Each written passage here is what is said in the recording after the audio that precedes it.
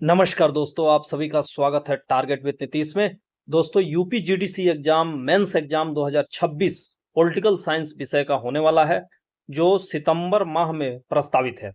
मुख्य परीक्षा की तैयारी करने वाले छात्रों के लिए मैं लेकर आ रहा हूं, जिसमें मैं डेली जो है एक प्रश्न जो है चर्चा करूंगा और बहुत ही विस्तार से चर्चा करूंगा, जिसको पढ़ लेने के बाद जो है आप 200 शब्द वाला या 125 शब्द वाला क्वेश्चन जो भी आएगा मेंस में पॉलिटिकल साइंस विषय का, जो यूपी जीडीसी में, उसको आप आसानी से कर पाएंगे। तो आइए शुरू करते हैं आज का ये महत्वपूर्ण भाग। तो आज का जो मैंने प्रश्न रखा है, आप देख पा रहे हैं स्क्रीन पे कि कौटिल्य के षड्गुण्य सिद्धांत सिक्स फोल्ड पॉलिसी को विस्तार से बताइए। ठीक है, इसको हम विस्तार से देखेंगे। सबसे पहले देखेंगे परिचय क्या है, साथ ही साथ बताएंगे षड्गुण्य सिद्धांत में कौन से 6 सिद्धांत उन्होंने दिया और किस लिए दिया। ठीक है, विस्तार से जानेंगे। इसको पढ़ लेने के बाद आपको 200 शब्दों में आसानी से आप लिख पाएंगे और बहुत ही बेहतरीन लिख पाएंगे। तो आइए सबसे पहले परिचय देखते हैं।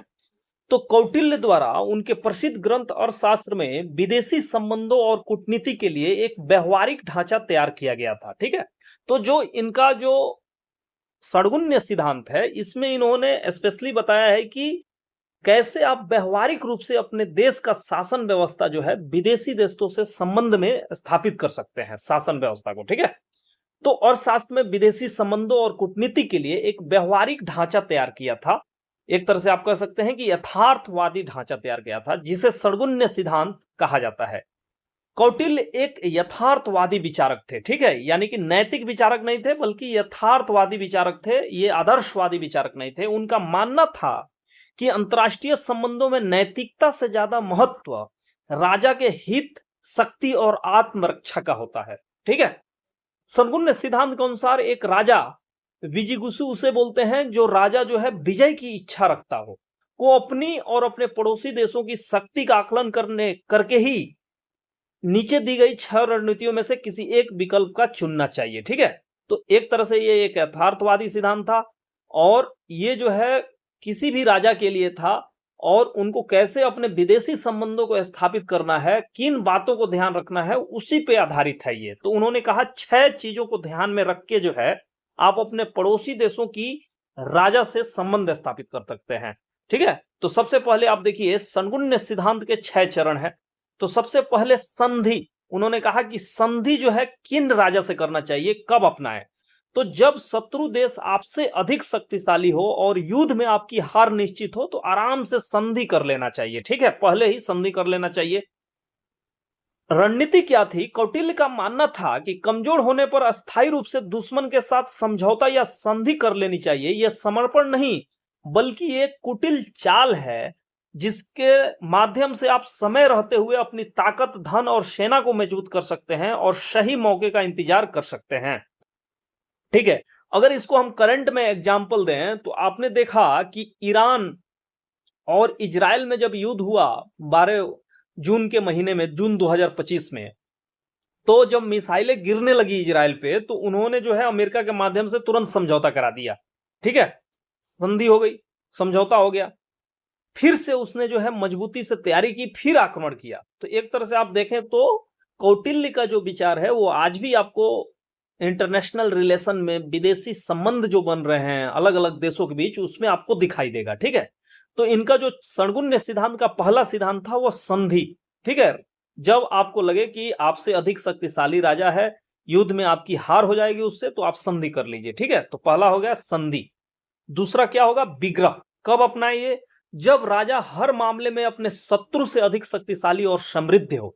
जब आपको लगे कि हाँ, हम शत्रु से जो है हर मामले में मजबूत हो चुके हैं, तब आप जो है उससे युद्ध कर सकते हैं। ठीक है, इसका रणनीति क्या है? विग्रह का अर्थ है शत्रु के प्रति शत्रुतापूर्ण रवैया अपनाना या युद्ध की घोषणा करना। कौटिल्य केवल तभी युद्ध की सलाह देते हैं जब दुश्मन कमजोर हो और युद्ध जीतने से राज्य को बड़ा आर्थिक और क्षेत्रीय लाभ होने की पूरी संभावना हो, तभी आप जो है विग्रह वाली स्थिति यानी कि वार की स्थिति में जा सकते हैं। आसन, जिसको अंग्रेजी में हम न्यूट्रलिटी या स्टैंड अप कहते हैं, कब अपनाएं? जब दोनों राज्यों की शक्ति बिल्कुल बराबर हो या कोई एक दूसरे को नुकसान पहुंचाने की स्थिति में ना हो, तो न्यूट्रल हो जाना चाहिए। ठीक है, क्योंकि यहां आपको कोई लाभ नहीं मिलने वाला है। इसके पीछे रणनीति क्या है ऐसी स्थिति में राजा को मौन या तटस्थ हो जाना चाहिए। यह शांत बैठने का समय नहीं है, बल्कि अपनी ताकत को छुपा कर रखने और दुश्मन की आंतरिक कमजोरियों पर नजर रखने की एक रणनीतिक प्रतीक्षा अवधि है, वेटिंग पीरियड है। ठीक है, तो आसन की अवस्था उस अवस्था में होनी चाहिए जब आपको लगे कि जो आपका दुश्मन है वो आपके बराबर है, शक्तिशाली है। ठीक है, आप जब उस पर आक्रमण करेंगे कुछ फायदा होने वाला नहीं है, तो उस स्थिति में जो है न्यूट्रलिटी का सिद्धांत अपना चाहिए, यानी कि आसन का सिद्धांत अपनाना चाहिए। चौथा सिद्धांत इन्होंने बोला है कि यान की अवस्था में होना चाहिए। कब अपनाए? जब राजा पूरी तरह से शक्तिशाली हो और शत्रु देश किसी आंतरिक संकट, विद्रोह या महामारी से जूझ रहा हो। उस स्थिति में आपको जो है अपने मिलिट्री को जो है मोबिलाइज कर देना चाहिए, यानी कि उसके तरफ आक्रमण के लिए भेज देना चाहिए। यान का मतलब यहाँ पे मार्चिंग है, मिलिट्री मोबिलाइजेशन है। यान का अर्थ क्या है? सीधे युद्ध के लिए अपनी सेना को कूच करने का आदेश देना। जब दुश्मन पूरी तरह से कमजोर हो चुका हो तब उस पर अंतिम प्रहार करने के लिए एक कदम उठाया जाता है। ठीक है, तो यान को आप मार्चिंग के रूप में याद कर सकते हैं, मिलिट्री परेड के टाइप में याद कर सकते हैं, मिलिट्री मोबिलाइजेशन के रूप में याद कर सकते हैं। पांचवा सिद्धांत है सीकिंग प्रोटेक्शन अलायंस। ये कब अपनाया जाता है? जब राज्य अत्यंत कमजोर हो और किसी शक्तिशाली दुश्मन देश से विनाश का खतरा मंडरा रहा हो, तब ये जो है आपको संधि कर लेना चाहिए किसी मजबूत देश से। ठीक है, अपनी रक्षा के लिए किसी बहुत ही अधिक शक्तिशाली राजा या दुर्ग की शरण में चले जाना चाहिए। यह अस्तित्व बचाने की एक आपातकालीन रणनीति है ताकि राज्य को नष्ट होने से बचाया जा सके। ठीक है, तो ये संश्रय है जिसको सीकिंग प्रोटेक्शन यानी अलायंस बनाने लगना, जब आपको लगे कि आपसे जो है तो आपका दुश्मन बहुत मजबूत हो चला है। ठीक है, और आप बहुत ही कमजोर स्थिति में है, उस स्थिति में संश्रय की स्थिति आती है। अगला जो सिद्धांत है छठा, द्वैधी भाव यानी कि डुअल प्लेसी होनी चाहिए। ये कब अपनाया जाना चाहिए? जब राजा मध्यम स्थिति में हो, उसे एक साथ कई मोर्चों पर काम करना हो। ठीक है, रणनीति यह कौटिल्य की सबसे चतुर कूटनीति है। इसका अर्थ है एक ही समय में दो अलग अलग नीतियां अपनाना, यानी एक दुश्मन से दिखावे के लिए संधि रखना और दूसरे दुश्मन के खिलाफ गुप्त रूप से वार की साजिश रचना। इसे दोहरी नीति भी कहते हैं। ठीक है, तो इसका अर्थ है एक ही समय में दो अलग अलग नीतियां अपनाना, यानी कि एक दुश्मन से दिखावे के लिए संधि रख लेना, दूसरे दुश्मन के साथ गुप्त रूप से विग्रह यानी साजिश रचना। इसे दोहरी नीति भी कहते हैं। ठीक है, इसका मतलब है कि जो आपसे मजबूत दिखे उससे संधि कर लीजिए, जो कमजोर दिखे उस पर आक्रमण कर दीजिए। ये जो है एक ही समय में ये दोनों विचार आप लेके चलिए, द्वैधी भाव इसको उन्होंने कहा है। ठीक है, अब निष्कर्ष में हम क्या लिख सकते हैं? कौटिल्य का षड्गुण्य सिद्धांत आज के आधुनिक युग में उतना ही प्रासंगिक है। आज की वैश्विक राजनीति में भी देश अपनी सैन्य और आर्थिक क्षमता के आधार पर ही दूसरों देशों से हाथ मिलाते हैं, तटस्थ रहते हैं या प्रतिबंध और युद्ध का रास्ता चुनते हैं। यह सिद्धांत सिखाता है कि विदेश नीति में भावुकता के लिए यानी कि आदर्शवादी सिद्धांतों के लिए कोई जगह नहीं होती। यहाँ केवल बुद्धिमत्ता, शक्ति और समय का खेल होता है। ठीक है, तो आपने देखा आज के इस महत्वपूर्ण एपिसोड में कि कौटिल्य का षड्गुण्य सिद्धांत क्या है।